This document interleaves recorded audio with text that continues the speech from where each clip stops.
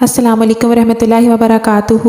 آج کی ویڈیو میں ہم بات کرنے والے ہیں ان صحابہ اکرام کے بارے میں جنہوں نے اسلام قبول کرنے کے بعد جب اپنے مسلم ہونے کا اعلان کیا تو انہیں کن مشکلات کا سامنا کرنا پڑا، اور حضرت ابوبکر صدیق کی تبلیغ کے نتیجے میں وہ 6 عشرہ مبشرہ صحابہ اکرام یعنی جنہیں اللہ تعالیٰ کی طرف سے نبی پاک صلی اللہ علیہ وسلم کے ذریعے دنیا میں ہی جنت کی بشارت مل گئی تھی، وہ کون سے صحابہ اکرام ہیں، اور حضرت عبداللہ بن مسعود کے ایمان لانے کا واقعہ ہم آخر میں ڈسکس کریں گے۔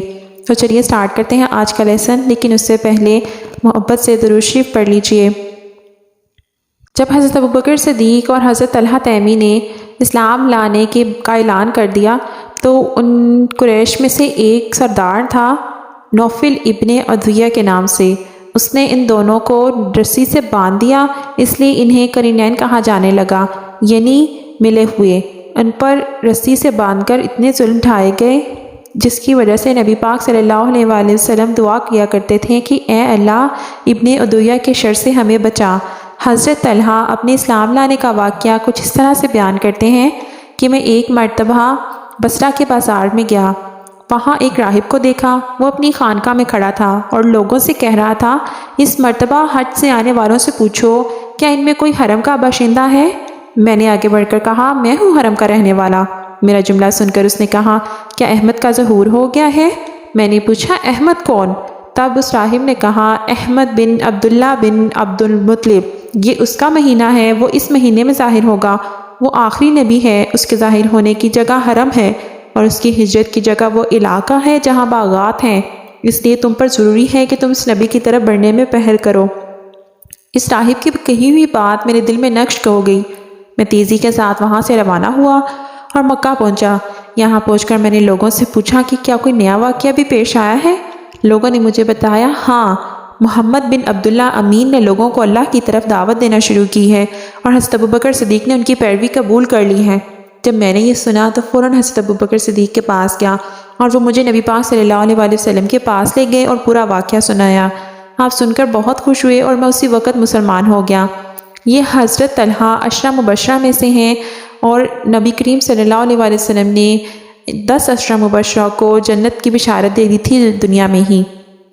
ان میں حضرت ابوبکر صدیق کی تبلیغ کے نتیجے میں جو 6 عشرہ مبشرہ شامل ہیں ان کے نام یہ ہیں حضرت زبیر، حضرت عثمان، حضرت طلحہ، حضرت عبدالرحمن اور حضرت ابو عبیدہ بن جراح۔ ان حضرات میں حضرت ابوبکر، حضرت عثمان، حضرت عبدالرحمن اور حضرت طلحہ کپڑے کا تاجر تھے، اور حضرت زبیر جو ہیں وہ جانور کو ذبح کیا کرتے تھے، اور حضرت سعد تیر بنایا کرتے تھے۔ ان کے بعد حضرت عبداللہ بن مسعود بھی ایمان لے آئے اور وہ اپنے اسلام لانے کا واقعہ یوں بیان کرتے ہیں کہ میں ایک دن عقبہ بن ابی معیط کے خاندان کی بکریاں چرا رہا تھا تو وہاں نبی پاک صلی اللہ علیہ وآلہ وسلم اور حضرت ابوبکر صدیق رضی اللہ تعالیٰ عنہ بھی آ گئے۔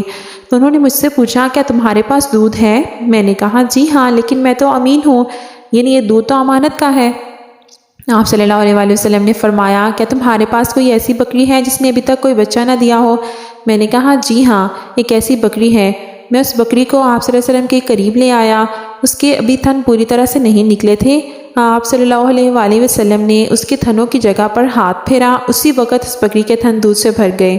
دوسری روایت میں یہ ہے کہ اس بکری کے تھن سوکھ چکے تھے۔ جب آپ صلی اللہ علیہ وآلہ وسلم نے ہاتھ پھیرا تو وہ دودھ سے بھر گئے۔ حضرت عبداللہ بن مسعود یہ دیکھ کر حیران رہ گئے اور ایک پتھر کے پاس لے گئے، وہاں بیٹھ کر آپ صلی اللہ علیہ وسلم نے بکری کا دودھ دوہا اور حضرت ابوبکر صدیق اور پھر مجھے پلایا۔ آخر میں نبی پاک صلی اللہ علیہ وآلہ وسلم نے خود پیا۔ پھر آپ صلی اللہ علیہ وسلم نے بکری کے تھن سے فرمایا سمٹ جا، چنانچہ بکری کے تھن دوبارہ ویسے ہی ہو گئے جیسے پہلے تھے۔ جب حضرت عبداللہ نے یہ معجزہ دیکھا تو آپ سے عرض کیا اے اللہ کے رسول مجھے اس کی حقیقت بتائیے۔ آپ صلی اللہ علیہ وآلہ وسلم نے یہ سن کر میرے سر پر ہاتھ پھیرا اور فرمایا اللہ تم پر رحم فرمائے، تم تو جانکار ہو۔ یہ عبداللہ بن مسعود باپ کی بجائے ماں کی طرف سے زیادہ مشہور تھے اور بہت دبلے پتلے تھے۔ بعض صحابہ کرام ان کا مذاق اڑاتے تھے تو آپ صلی اللہ علیہ وسلم نے ارشاد فرمایا عبداللہ اپنے مرتبے کے لحاظ سے ترازو میں سب سے بھاری ہیں۔ انہی کے بارے میں نبی پاک صلی اللہ علیہ وسلم نے ارشاد فرمایا تھا اپنی امت کے لیے میں بھی اس چیز پر راضی ہو گیا جس پر ابن ام عبد یعنی عبداللہ بن مسعود راضی ہو گئے، اور جس چیز کو عبداللہ بن مسعود نے امت کے لیے ناگوار سمجھا میں نے بھی اس کو ناگوار سمجھا۔ آپ ان کی بہت عزت کرتے تھے۔ انہیں اپنے قریب بٹھایا کرتے تھے اور کسی سے بھی ان کو نہیں چھپاتے تھے، اس لیے آپ صلی اللہ علیہ وسلم کے گھر میں آتے جاتے تھے۔ یہ نبی کریم صلی اللہ علیہ وسلم کے آگے آگے ساتھ ساتھ چلتے تھے، غسل کے وقت یہی پردے کے لیے چادر تانا کرتے تھے۔ آپ صلی اللہ علیہ وآلہ وسلم جب سو جایا کرتے تو آپ صلی اللہ علیہ وسلم کو وقت پر جگایا کرتے تھے۔ اسی طرح جب آپ صلی اللہ علیہ وسلم کہیں جاتے تو ان کے جوتے پہناتے، اور جب آپ صلی اللہ علیہ وسلم بیٹھ جاتے تو ان کے جوتے ہاتھ میں اٹھا لیا کرتے تھے۔ ان کی انہی باتوں کی وجہ سے بعض صحابہ کرام میں مشہور تھا کہ یہ رسول اللہ صلی اللہ علیہ وسلم کے گھر آنے والے ہیں، اور انہیں آپ صلی اللہ علیہ وسلم نے جنت کی بشارت دی تھی۔ حضرت عبداللہ بن مسعود فرمایا کرتے تھے، دنیا تمام کی تمام غموں کی پنجی ہے، ان میں اگر کوئی خوشی ہے تو صرف وقتی فائدے کے طور پر ہے۔